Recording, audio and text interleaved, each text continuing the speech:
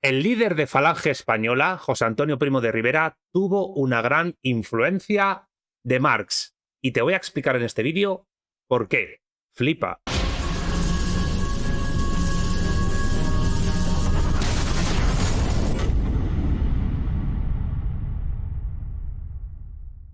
Este vídeo no es ni un ataque ni una defensa del personaje sobre el cual va a girar su contenido. Esto es José Antonio Primo de Rivera. Se trata más que nada de un análisis politológico de la influencia que Marx y que el marxismo tuvo en su pensamiento tardío, en el pensamiento tardío de José Antonio Primo de Rivera, fundador de Falange Española, sobre todo a nivel económico-político. Pero esta influencia es mucho mayor de la que muchos creen, incluidos muchos falangistas históricos y algunos que quedan todavía. ¿Quieres saber por qué? Porque este vídeo es provocativo, sin duda, como casi todos los de mi canal, o bueno, como todos, pues ahora mismo te lo explico. Escucha, como se puede apreciar en este mapa conceptual que veis en pantalla, se pueden ver las influencias ideológicas más importantes de José Antonio Primo de Rivera, y Marx y el marxismo se encuentran entre ellas.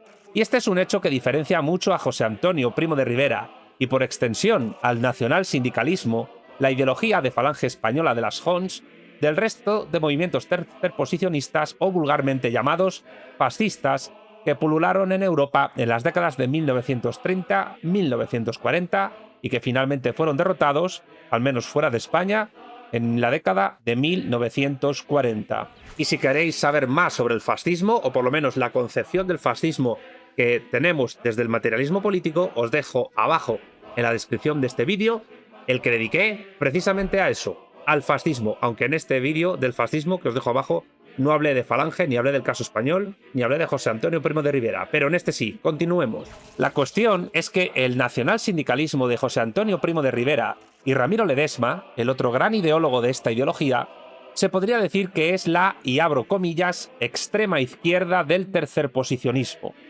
Primero por asumir una tradición católica hispana que los aleja del racismo de los nazis alemanes y también de la estatolatría de los fascistas italianos de Mussolini. Y segundo, y de esto va este vídeo, por la asunción por parte de José Antonio Primo de Rivera de la crítica de la economía política de Marx. ¿Por qué no lo decís? Porque no os interesa. Y es que José Antonio Primo de Rivera leyó atentamente el primer tomo del Capital de Marx, publicado en 1867 por primera vez, y lo leyó en sus estancias en la Biblioteca Nacional de Madrid. ¿Cómo se puede demostrar que José Antonio Primo de Rivera asumió la crítica marxista al capitalismo? Pues te lo voy a contar a partir de ya. Pero antes, una pequeña reseña biográfica sobre quién fue José Antonio Primo de Rivera, porque quizás estés viendo este vídeo y no le conozcas. Hay gente que es así. Te lo explico a continuación. Escuchad. José Antonio Primo de Rivera nació en 1903 y fue asesinado en 1936. Vivió solo 33 años, la edad de Cristo, y eso también influyó en la imagen de icono y de mártir que tuvo posteriormente. Fue un político y abogado español, fundador de la Falange Española, cuya vida y pensamiento dejaron una huella controvertida en la historia de España. Nacido en Madrid el 24 de abril, era hijo de Miguel Primo de Rivera, dictador de España entre 1923 y 1930. Creció en un ambiente privilegiado, estudió Derecho en la Universidad de Madrid y se formó como abogado, destacando en su profesión por su inteligencia y habilidades oratorias. Su evolución ideológica estuvo muy influenciada por el contexto de crisis política y social de la España de los años 20 y 30 del siglo XX. Inicialmente, José Antonio no estaba involucrado en política, pero la caída de la dictadura de su padre y las críticas hacia su legado lo llevaron a defender su memoria. Esto lo acercó a ideas conservadoras, aunque pronto desarrolló un pensamiento propio, combinando nacionalismo español, la doctrina social de la Iglesia y su idea de justicia social, y un fuerte rechazo al liberalismo y al comunismo, aunque en este vídeo veremos el tremendo impacto que la lectura del Capital de Marx tuvo en él. Inspirado por movimientos como el fascismo italiano, pero adaptándolo al contexto español, fundó en 1933 la Falange Española, que se fusionó con las juntas de ofensiva nacional sindicalista del ya mencionado Ramiro Ledesma y de su compañero Onésimo Redondo, generando un movimiento político, Fe de las Jons, que buscaba unificar a la nación española bajo el ideal del ya mencionado nacionalsindicalismo, promoviendo la justicia social católica, el orgullo nacional y un Estado fuerte e industrializado, esto, hay que decirlo, por influencia de Ledesma.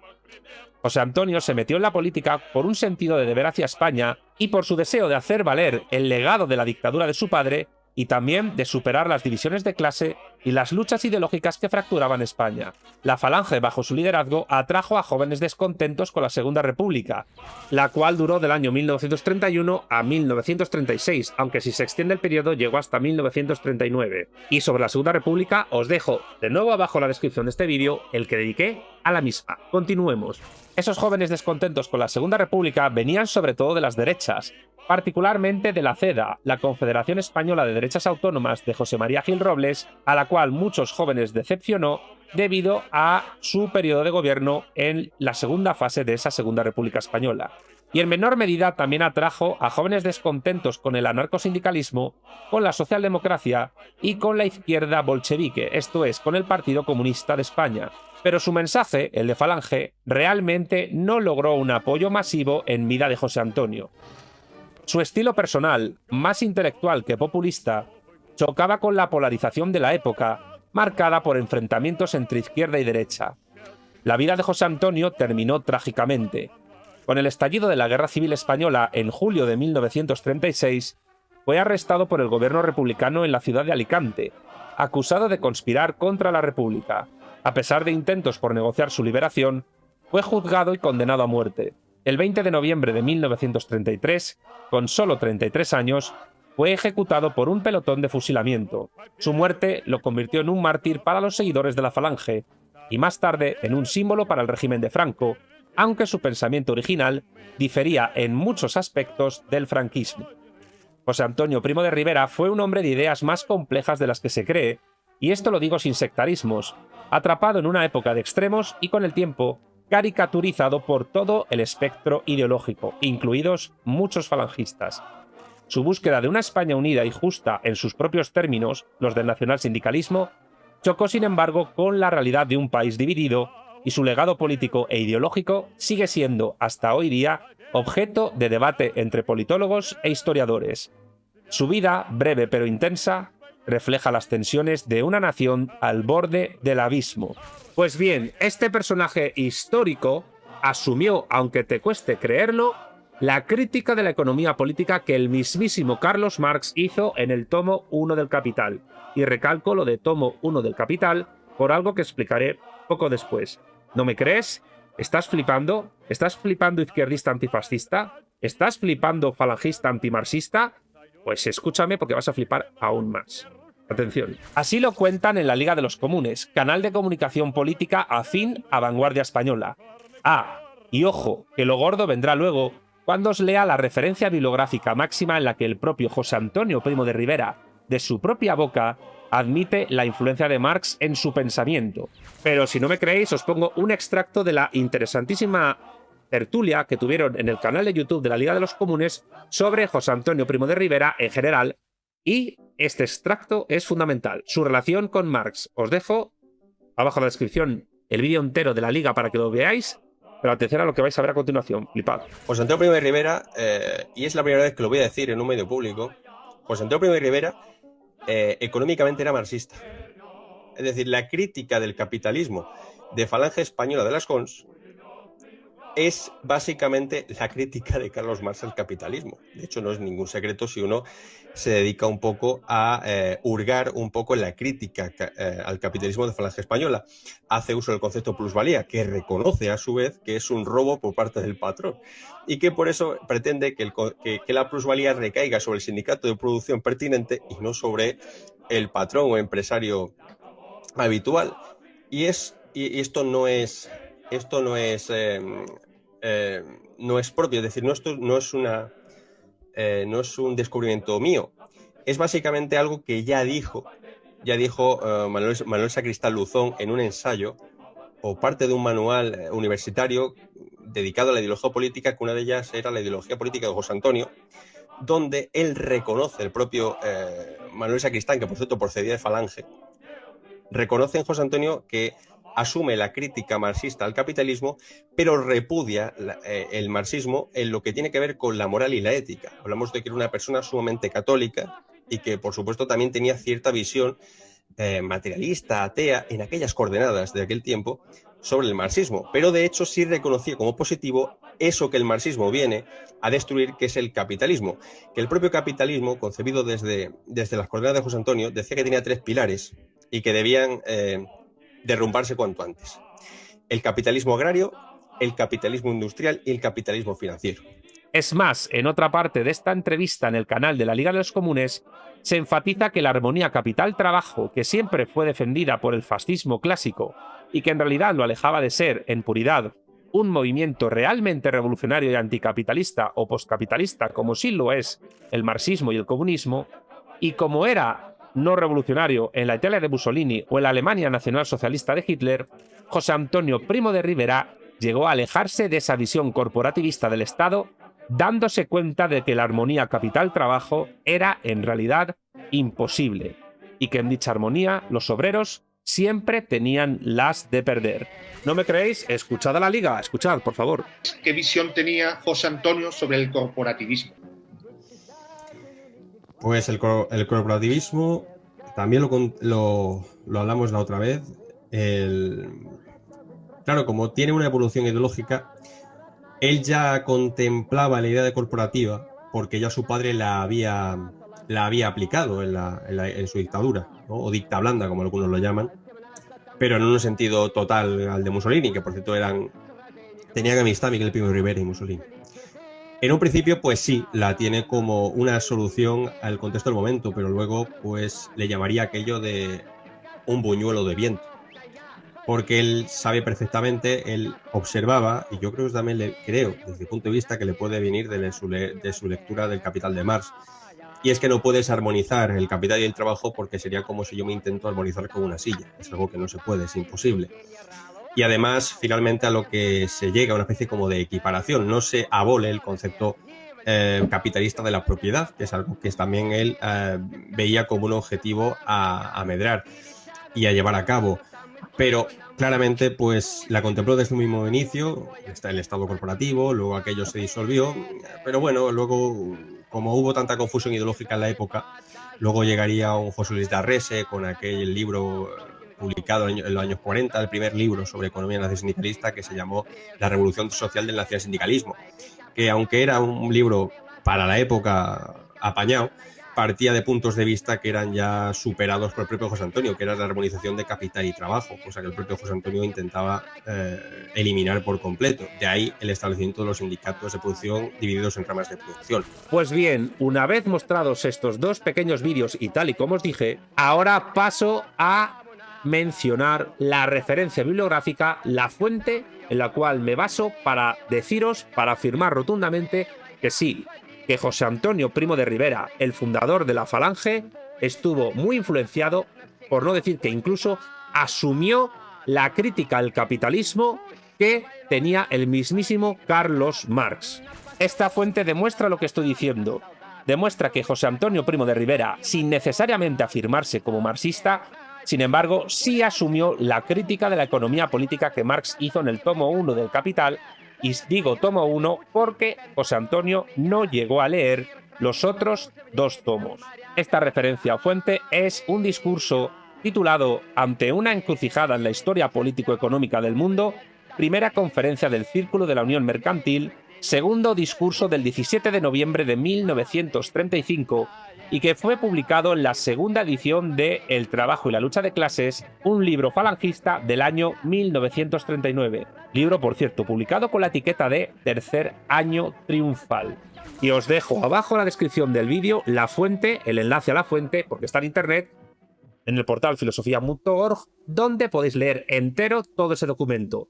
Y a continuación os leo de su propia boca, porque insisto, fue un discurso, lo que José Antonio Primo de Rivera decía del, sin duda, filósofo más importante, por lo menos, del siglo XIX, y sin duda uno de los 5 filósofos más importantes de la historia, junto con Platón, Aristóteles, Santo Tomás y Kant, el mismísimo Karl Marx. Escuchad con muchísima atención porque las palabras que vienen a continuación, y luego cortaré cuando tenga que cortar para decir que ya se han acabado, no son mías, ni son de Carlos Marx, son de José Antonio Primo de Rivera, y demuestran que asumió la crítica al capitalismo que hizo Marx y el marxismo.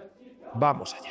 Decía José Antonio Primo de Rivera: desde el punto de vista social, va a resultar que, sin querer, voy a estar de acuerdo en más de un punto con la crítica que hizo Carlos Marx. Como ahora, en realidad, desde que todos nos hemos lanzado a la política, tenemos que hablar de él constantemente, como hemos tenido todos que declararnos marxistas o antimarxistas, se presenta Carlos Marx por algunos, desde luego por ninguno de vosotros, como una especie de urdidor de sociedades utópicas. Incluso en Letras de Molde hemos visto aquello de los sueños utópicos de Carlos Marx. Sabéis de sobra que si alguien ha habido en el mundo poco soñador, este ha sido Carlos Marx. Implacablemente, lo único que hizo fue colocarse ante la realidad viva de una organización económica, de la organización económica inglesa de las manufacturas de Manchester, y deducir que dentro de aquella estructura económica estaban operando unas constantes que acabarían por destruirla. Esto dijo Carlos Marx en un libro formidablemente grueso, tanto que no lo pudo acabar en vida, pero tan grueso como interesante, esta es la verdad. Libro de una dialéctica apretadísima y de un ingenio extraordinario. Un libro, como os digo, de pura crítica, en el que, después de profetizar que la sociedad montada sobre este sistema acabaría destruyéndose, no se molestó ni siquiera en decir cuándo iba a destruirse ni en qué forma iba a sobrevenir la destrucción. No hizo más que decir: dadas tales y cuales premisas, deduzco que esto va a acabar mal. Y después de eso se murió, incluso antes de haber publicado los tomos segundo y tercero de su obra. Y se fue al otro mundo. No me atrevo a aventurar que al infierno, porque sería un juicio temerario, ajeno por completo a la sospecha de que algún día iba a salir algún antimarxista español que lo encajara en la línea de los poetas. Este Carlos Marx ya vaticinó el fracaso social del capitalismo sobre el cual estoy departiendo ahora con vosotros. Vio que iban a pasar por lo menos estas cosas. Primeramente, la aglomeración de capital. Tiene que producirla la gran industria. La pequeña industria apenas operaba más que con dos ingredientes: la mano de obra y la primera materia. En las épocas de crisis, cuando el mercado disminuía, estas dos cosas eran fáciles de reducir. Se compraba menos primera materia, se disminuía la mano de obra y se equilibraba aproximadamente la producción con la exigencia del mercado. Pero llegó la gran industria, y la gran industria, aparte de ese elemento que se va a llamar por el propio Marx capital variable, emplea una enorme parte de sus reservas en el capital constante. Una enorme parte que sobrepuja en mucho el valor de las primeras materias y de la mano de obra. Reúne grandes instalaciones de maquinaria que no es posible en un momento reducir. De manera que para que la producción compense esta aglomeración de capital muerto, de capital irreducible, no tiene más remedio la gran industria que producir a un ritmo enorme como produce, y como a fuerza de aumentar la cantidad llega a producir más barato, invade el terreno de las pequeñas producciones, va arruinándoles una detrás de otra y acaba por absorberlas. Esta ley de la aglomeración de capital la predijo Marx, y aunque algunos afirmen que no se ha cumplido, estamos viendo que sí, porque Europa y el mundo están llenos de trusts, de sindicatos de producción enormes y de otras cosas que vosotros conocéis mejor que yo, como son esos magníficos almacenes de precio único que pueden darse el lujo de vender a tipos de dumping, sabiendo que vosotros, pequeños comerciantes, no podéis resistir la competencia de unos meses y que ellos, en cambio, compensando unos establecimientos con otros, unas sucursales con otras, pueden esperar cruzados de brazos vuestro total aniquilamiento. Segundo fenómeno social que sobreviniese: la proletarización. Los artesanos que eran dueños de su instrumento de producción y que, naturalmente, tienen que vender su instrumento de producción porque ya no les sirve de nada, los pequeños productores, los pequeños comerciantes, van siendo aniquilados económicamente por este avance ingente, inmenso, incontenible del gran capital, y acaban incorporándose al proletariado, se proletarizan. Marx lo describe con un extraordinario acento dramático cuando dice que estos hombres, después de haber vendido sus productos, después de haber vendido el instrumento con que elaboran sus productos, después de haber vendido sus casas, ya no tienen nada que vender, y entonces se dan cuenta de que ellos mismos pueden ser una mercancía, y se lanzan al mercado a alquilarse por una temporal esclavitud. Pues bien, este fenómeno de la proletarización de masas enormes y de su aglomeración en las urbes alrededor de las fábricas es otro de los síntomas de quiebra social del capitalismo. Y todavía se produce otro, que es la desocupación. En los primeros tiempos del empleo de las máquinas, se resistían los obreros a darles entrada en los talleres. A ellos les parecía que aquellas máquinas que podían hacer el trabajo de 10, 100 o 400 obreros iban a desplazarles. Como se estaba en los tiempos de fe en el progreso indefinido, entre comillas, los economistas de entonces sonreían y decían: estos ignorantes obreros no saben que esto lo que hará será aumentar la producción, desarrollar la economía, dar mayor auge a los negocios. Habrá sitio para las máquinas y para los hombres. Pequeño paréntesis que hago. Esa es la crítica que, por cierto, le hace el economista liberal austríaco Ludwig von Mises a Marx en su obra El socialismo, pero que el propio Marx se adelanta a Mises y le critica, porque esas mismas críticas le hacían ya los economistas liberales a los socialistas del siglo XIX. Pero sigamos con José Antonio Primo de Rivera, sigamos citándole. Sigue José Antonio Primo de Rivera. Pero resultó que no había ese sitio, que en muchas partes las máquinas han desplazado a la casi totalidad de los hombres en cantidades exorbitantes. Por ejemplo, en la fabricación de botellas de Checoslovaquia. Esto es un dato que viene a mi memoria, donde trabajaban no en 1710, sino en 1920, 8.000 obreros. En este momento no trabajan más que 1.000 y sin embargo la producción de botellas ha aumentado. El desplazamiento del hombre por la máquina no tiene ni la compensación poética que se atribuyó a la máquina en los primeros tiempos, aquella compensación que consistía en aliviar a los hombres de una tarea formidable. Se decía: no, las máquinas harán nuestro trabajo, las máquinas nos liberarán de nuestra labor.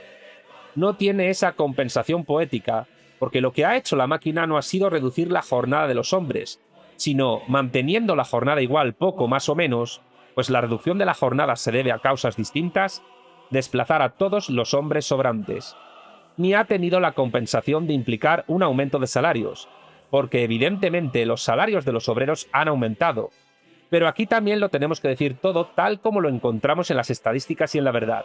¿Sabéis en la época de prosperidad de los Estados Unidos, en la mejor época desde 1922 hasta 1929, en cuánto aumentó el volumen total de los salarios pagados a los obreros?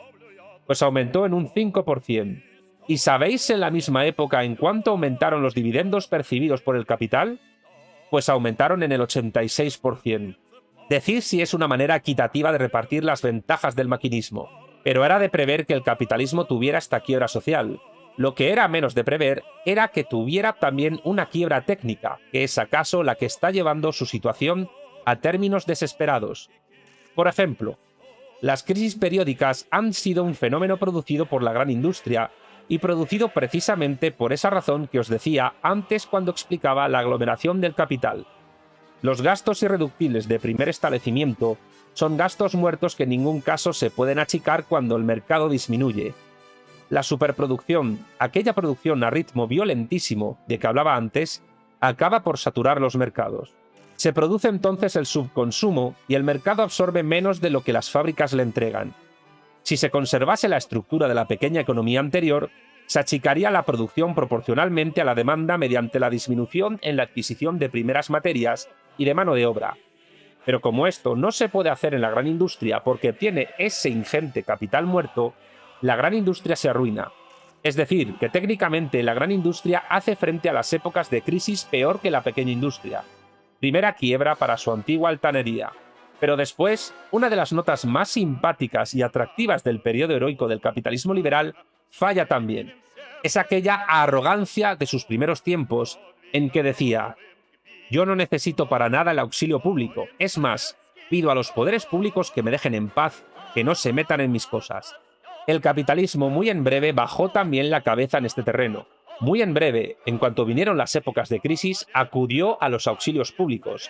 Y así hemos visto cómo las instituciones más fuertes se han acogido a la benevolencia del Estado, o para impetrar protecciones arancelarias o para obtener auxilios en metálico. Es decir, que, como dice un escritor enemigo del sistema capitalista, el capitalismo, tan desdeñoso, tan refractario a una posible socialización de sus ganancias, en cuanto vienen las cosas mal, es el primero en solicitar una socialización de las pérdidas. Por último, otra de las ventajas del libre cambio de la economía liberal consistía en estimular la concurrencia. Se decía: compitiendo en el mercado libre todos los productores, cada vez se irán perfeccionando los productos y cada vez será mejor la situación de aquellos que los compran. Pues bien, el gran capitalismo ha eliminado automáticamente la concurrencia al poner la producción en manos de unas cuantas entidades poderosas. Y vienen todos los resultados que hemos conocido: la crisis, la paralización, el cierre de las fábricas, el desfile inmenso de proletarios sin tarea, la guerra europea, los días de la trasguerra, y el hombre que aspiró a vivir dentro de una economía y una política liberal, dentro de un principio liberal que llevó a una política y a una economía de sustancia y de optimismo, vino a encontrarse reducido a esta cualidad terrible. Antes era artesano, pequeño productor, miembro de una corporación acaso dotada de privilegios, vecino de un municipio fuerte, y ya no es nada de eso. Al hombre se le ha ido librando de todos sus atributos, se le ha ido dejando químicamente puro en su condición de individuo. Ya no tiene nada, tiene el día y la noche, no tiene ni un pedazo de tierra donde poner los pies, ni una casa donde cobijarse. La antigua ciudadanía completa, humana, íntegra, llena, se ha quedado reducida a estas dos cosas desoladoras: un número en las listas electorales y un número en las colas a las puertas de las fábricas.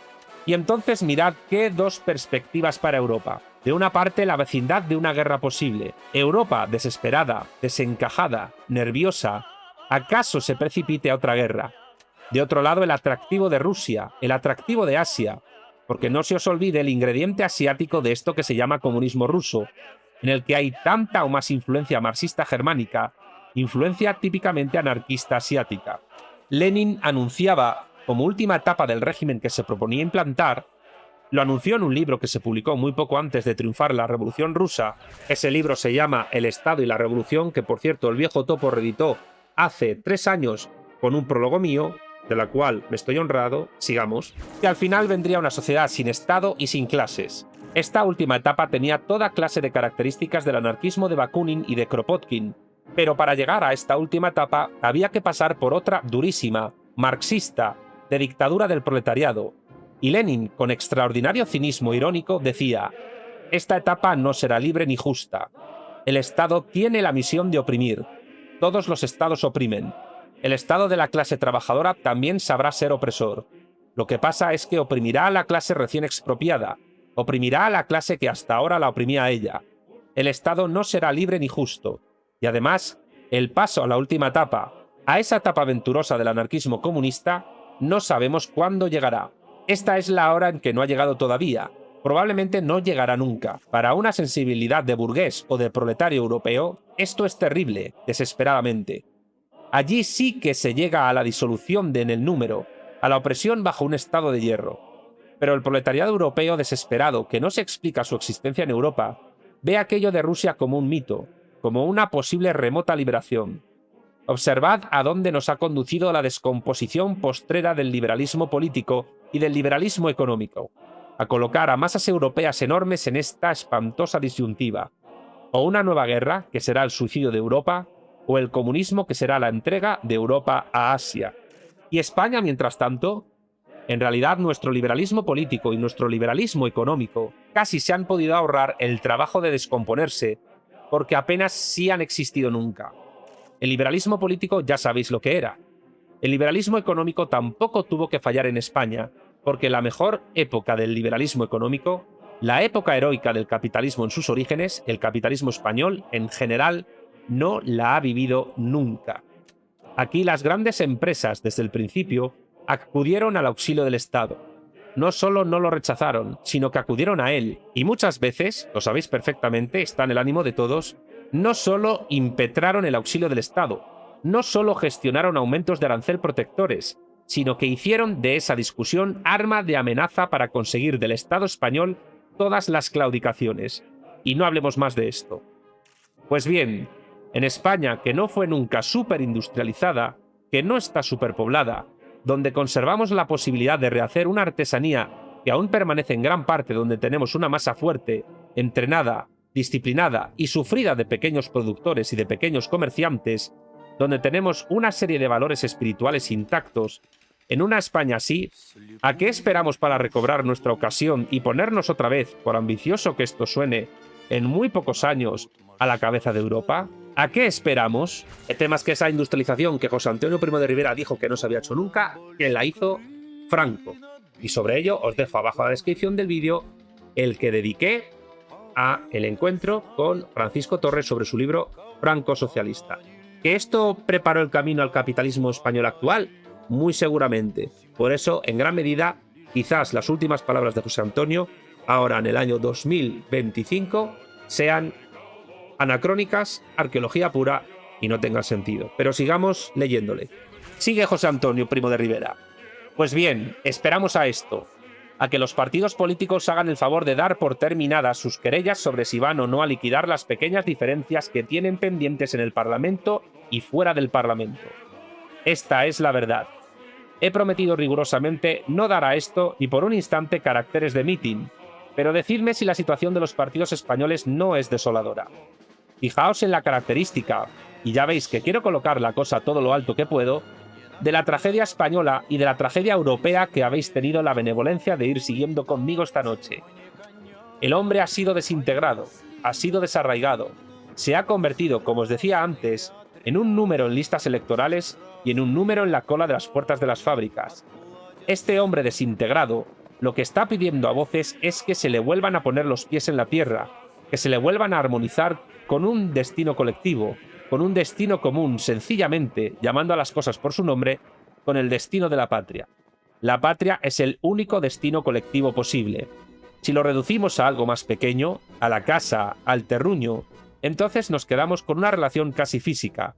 Si lo extendemos al universo, nos perdemos en una vaguedad inasequible. La patria es justamente lo que configura sobre una base física una diferenciación en lo universal, el destino de todo un pueblo. Es, como decimos nosotros siempre, una unidad de destino en lo universal. Claro que una unidad de destino en lo universal puede ser un bólido que se desplaza, una piedra que se lanza o un señor que camina. La frase de José Antonio Primo de Rivera, España es una unidad de destino en lo universal, desde las coordenadas del materialismo político que manejamos en este canal, no tiene ningún sentido, aunque él trata de explicarlo aquí de manera coherente, enfrentada a la reducción frente a la patria y a lo macrocósmico, que también, evidentemente, diluye a la patria. Pero la patria no es una unidad de destino lo universal. La patria, la nación política en términos de Gustavo Bueno, es una sociedad o comunidad política que tiene planes, programas, intereses desde su clase dominante hacia afuera. O debería tenerlos, porque si no los tiene, simplemente desaparece. Esto es menos romántico que lo de José Antonio, pero es más realpolitik, más crudo. Continuemos leyéndole. Sigue José Antonio Primo de Rivera diciendo lo que sigue. Pues bien, para esta integración del hombre y de la patria, ¿a qué esperamos? A que los partidos de derecha y los partidos de izquierda se den cuenta de que estas dos cosas son inseparables, y ya veis que no les censuro por ninguna menuda peripecia. Les censuro por esta incapacidad para colocarse ante el problema total del hombre integrado en su patria. Los partidos de izquierda ven al hombre, pero le ven desarraigado. La constante de las izquierdas es interesarse por la suerte del individuo contra toda arquitectura histórica, contra toda arquitectura política como si fueran términos contrapuestos.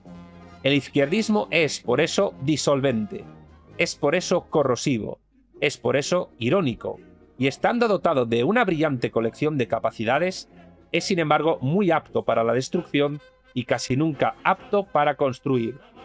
El derechismo, los partidos de derecha, enfilan precisamente el panorama desde el otro costado. Se empeñan en mirar también con un solo ojo en vez de mirar claramente, de frente y con los dos. El derechismo quiere conservar la patria, quiere conservar la unidad, quiere conservar la autoridad, pero se desentiende de esta angustia del hombre, del individuo, del semejante que no tiene para comer. Esta es rigurosamente la verdad, y los dos encubren su insuficiencia bajo palabrería. Unos invocan a la patria sin sentirla ni servirla del todo. Los otros atenúan su desdén, su indiferencia por el problema profundo de cada hombre con fórmulas que en realidad no son más que mera envoltura verbal, que no significa nada. ¿Cuántas veces habréis oído decir a los hombres de derechas: estamos en una época nueva, hace falta ir a un estado fuerte, hay que armonizar el capital con el trabajo, tenemos que buscar una forma corporativa de existencia? Y aquí viene la crítica de José Antonio Primo de Rivera, que ya está en Marx y que se nota aquí que la ha asumido, al corporativismo de la derecha de entonces, de la década de 1930, y también, por qué no decirlo, a muchos movimientos llamados fascistas. Y aquí viene lo gordo, porque aquí está Marx metido hasta el tuétano en José Antonio sin que él se dé cuenta. O sí, Leámosle. Dice José Antonio Primo de Rivera: yo os aseguro que nada de esto quiere decir nada, que son puros buñuelos de viento, como dijeron en la Liga de los Comunes. Por ejemplo, ¿qué es eso de un Estado fuerte? Un Estado puede ser fuerte cuando sirve un gran destino, cuando se siente ejecutor del gran destino de un pueblo. Si no, ese Estado es tiránico. Y aquí José Antonio se distancia de Mussolini y de Hitler. Continuemos. Dice José Antonio: y generalmente los estados tiránicos son los más blandengues. Cuando Felipe II asistía a la entrega de un hereje a la hoguera, estaba seguro de que dejándole ir a la hoguera servía al destino de Dios.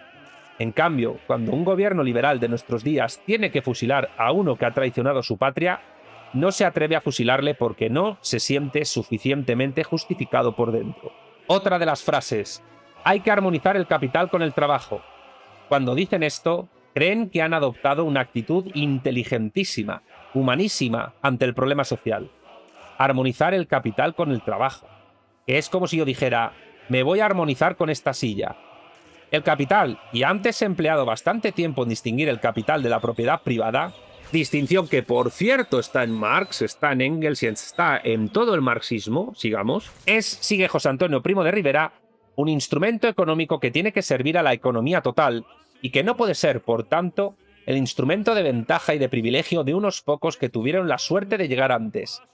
De manera que cuando decimos que hay que armonizar el capital con el trabajo, no dicen, porque yo nunca digo esas cosas, que hay que armonizaros a vosotros con vuestros obreros. ¿Es que vosotros, empresarios, no trabajáis tan bien? ¿Es que no corréis los riesgos? No. Cuando se habla de armonizar el capital con el trabajo, lo que se intenta es seguir nutriendo a una insignificante minoría de privilegiados con el esfuerzo de obreros y patronos. Vaya una manera de arreglar la cuestión social y de entender la justicia económica. ¿Y el Estado corporativo? Esta es otra de las tres cosas. Ahora son todos partidarios del Estado corporativo. Les parece que si no son partidarios del Estado corporativo, les van a echar en cara que no se han afeitado aquella mañana, por ejemplo. Esto del Estado corporativo es otro buñuelo de viento.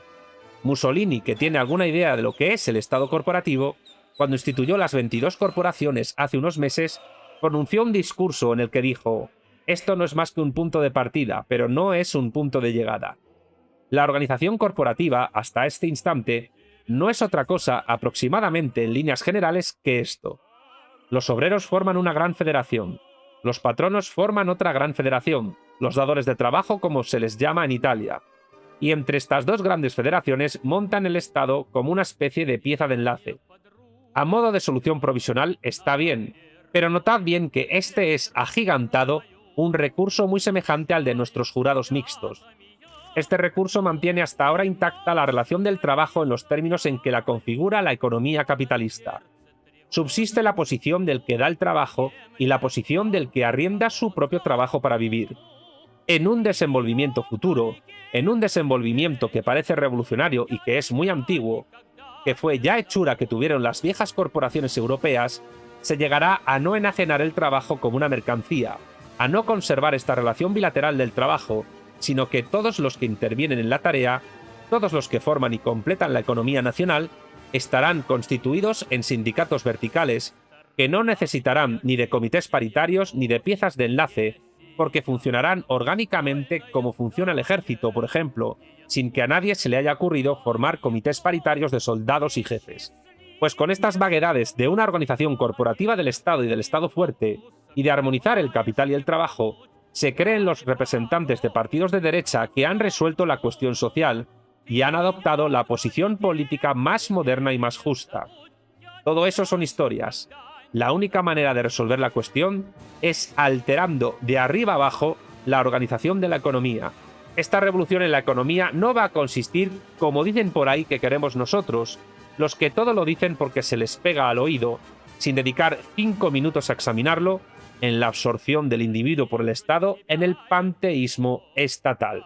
Y bien, aquí acaba la extensa cita, pero necesaria en su lectura y en su comprensión, de José Antonio Primo de Rivera, en la referencia que os he dado, está abajo en la descripción del vídeo el enlace para leerla entera, y en la cual critica al capitalismo y critica a la forma corporativa del Estado, que muchas veces ha sido asociada con el fascismo o con la derecha más dura, por lo menos a principios del siglo XX, y que en sus facciones más izquierdistas, algunos grupos tercerposicionistas criticaron, curiosamente, aproximándose al marxismo y en algunos casos abrazándolo. Y esos casos, por ejemplo, fueron los de antiguos falangistas como el filósofo marxista español Manuel Sacristán o como el mismísimo Julián Guita, o incluso, aunque nunca militó en Falange, pero sí estuvo en el Sindicato Español Universitario, el mismísimo Gustavo Bueno. Eso sí, para finalizar el vídeo, una aclaración por mi parte, pues hay formas erróneas de entender este vídeo que deben ser criticadas. Vamos allá. Insisto, hay que aclarar por mi parte que puede haber formas erróneas de entender este vídeo y por tanto también entender la cita que he leído de José Antonio Primo de Rivera en el vídeo. La primera forma errada es afirmar que yo, Santiago Armesilla, soy fascista solo por citar a José Antonio Primo de Rivera. La segunda forma errada es pensar que José Antonio es socialista como Marx y que el socialismo es el mal, que sería la postura liberal, pero también la postura que podamos llamar facha. La forma errada número 3 sería pensar que el nacional-sindicalismo tenía inspiración marxista. Pero ¿cuáles serían las formas acertadas de entender este vídeo y esta cita? La primera forma acertada sería decir que yo, Santiago Armesilla, no soy fascista, nunca lo he sido y no puedo serlo. Soy marxista y materialista político. La cita sobre Marx de José Antonio Primo de Rivera la he leído por dos motivos. Este vídeo está hecho por dos motivos. Primero, para dar cuenta de la importancia de Karl Marx como filósofo, hasta el punto de que alguien como José Antonio Primo de Rivera valora dicha influencia y que incluso la llega a asumir. Y segundo, para dar cuenta de algo importante, que solo un sectario ideológico no puede ver. Que José Antonio Primo de Rivera leyó al menos el tomo 1 del Capital de Marx y que valoró positivamente la potencia crítica del mismo, alejada de todo utopismo, pues en Marx no hay receta social ni política alguna a nivel concreto, así como los fenómenos históricos que analizó Marx desde la dialéctica filosófica materialista y el hecho fundamental de que Marx nunca afirmó cuándo acabaría el capitalismo ni cómo, pero sí que acabaría. En este sentido, José Antonio Primo de Rivera demuestra haber leído y también entendido y asimilado el método de Marx en el Capital. Hay que reconocer que José Antonio Primo de Rivera conocía la obra de Marx bastante más que muchos que se dicen marxistas.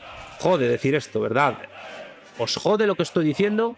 Pues ponedle remedio y poneros ya mismo a leer a Marx, por lo menos el tomo 1 del Capital como hizo José Antonio Primo de Rivera. Sigo. Solo alguien que se deja llevar por la sociología barata puede decir que yo soy fascista. La forma acertada número 2 de ver este vídeo es entender que socialismo es un término análogo y que no es unívoco. No hay socialismo, como decía von Mises, sino socialismos, en plural, enfrentados también entre sí. Marx no inventó el socialismo, solo le dio un fuste metodológico materialista que antes no tuvo. Pero tras Marx siguió habiendo socialismos enfrentados entre sí, de izquierdas y de derechas, ateos y deístas, cristianos y musulmanes. Es más, como diría Gustavo Bueno, el socialismo es la esencia de toda sociedad humana, porque la idea de socialismo, tal y como demostré en mi libro Iberofonía y Socialismo, existe desde la antigüedad, aunque no con ese nombre. Sin un cierto grado de socialismo, ninguna sociedad política podría sostenerse. No es que el socialismo sea imposible, lo que es absolutamente imposible es el individualismo. La forma acertada número 3 de entender este vídeo es la siguiente. El nacionalsindicalismo español bebe de fuentes ideológicas ajenas al marxismo. Fuera de España bebe del fascismo italiano, aunque no se identifica plenamente con él. No bebe del nacionalsocialismo alemán, al cual José Antonio criticó. También bebe de la doctrina social de la Iglesia y de la idea de justicia social de esta. Dentro de España, el nacionalsindicalismo toma influencia del maurismo. Buscad a Antonio Maura en internet, de la obra del dictador Miguel Primo de Rivera, padre de José Antonio, y del jonsismo, el embrión del nacionalsindicalismo pergeñado por Onésimo Redondo y Ramiro Ledesma, el verdadero pionero del fascismo en España, con el cual José Antonio tuvo importantes diferencias doctrinales, encuentros, desencuentros y reencuentros. El nacionalsindicalismo no busca implantar la dictadura del proletariado, sino el estado sindical que permita al sindicato único o a varios apropiarse del plusvalor, pues en dicho sindicato estarían agrupados los trabajadores. Por contra, en la dictadura del proletariado marxista, la clase obrera, al ser la clase dominante, gestionaría todo el plusvalor desde el poder del Estado, dejando parte para los trabajadores mismos y la otra para desarrollar políticas económicas socialistas. El nacionalsindicalismo también bebe de la tradición municipalista hispánica medieval y tiene una ligera inspiración en el anarcosindicalismo, del que toma los colores rojo y negro, añadiéndoles el yugo y las flechas, símbolo de los reyes católicos. En puridad, el nacionalsindicalismo sería un intento de, entre comillas, nacionalización del anarcosindicalismo, a mi juicio, sin éxito. También diría que influyen en el nacionalsindicalismo el regeneracionismo de Joaquín Costa, que tuvo mucha importancia en Fe de las Jons, más en Ramiro Ledesma, vía Ortega y Gasset, del que era discípulo, que en José Antonio Primo de Rivera. El Estado sindical integrador de las clases sociales del nacionalsindicalismo en su versión franquista no es la dictadura revolucionaria del proletariado en forma de república democrática del marxismo, pero en la versión de José Antonio Primo de Rivera de la cita que he leído, sí se podría aproximar. Y digo que no es lo mismo, pero que sí se aproxima. Pero en el nacionalsindicalismo práctico que se desarrolló en época de Franco, que no fue exactamente el mismo que defendió José Antonio Primo de Rivera, no hay una prioridad explícita de la clase obrera en el dominio del Estado, que puede ser republicano o monárquico, pues el nacionalsindicalismo es accidentalista, a mi juicio. Algunos los son republicanos y otros monárquicos, y otros les da igual. En el marxismo, la dictadura revolucionaria del proletariado, en forma de república democrática, es fundamental para construir el socialismo como primer estadio de la sociedad comunista, en que burguesía y proletariado habrían desaparecido. El marxismo defiende la superación del trabajo asalariado mediante la instauración del trabajo asociado, esto es, del comunismo. Establecidas estas diferencias, si un nacionalsindicalista en origen asume como idea la dictadura revolucionaria del proletariado en la forma de república democrática como punto de arranque de la construcción del socialismo, como fase inicial de la sociedad comunista, en que el trabajo asalariado haya sido superado por el trabajo asociado y la burguesía y el proletariado hayan desaparecido como clases sociales antagónicas y mutuamente dependientes entre sí, entonces el nacionalsindicalista se habrá convertido en marxista. Y esto fue casi lo que le pasó a José Antonio Primo de Rivera. Más allá de otras cuestiones, como el materialismo y el ateísmo de Marx frente al cristianismo y la creencia en Dios de José Antonio, etc., el punto fundamental que define al marxismo, a la filosofía de Marx, es esto.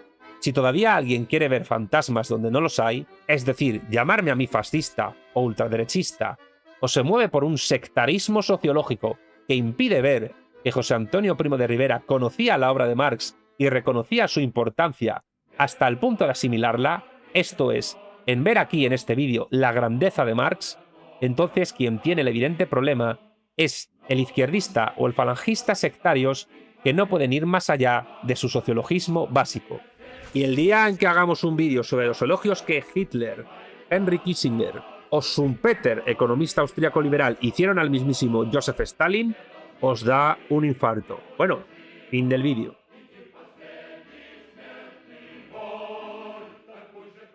Si te ha gustado este vídeo, por favor, dale pulgar arriba y en la caja de comentarios deja tus impresiones, escríbelas abajo.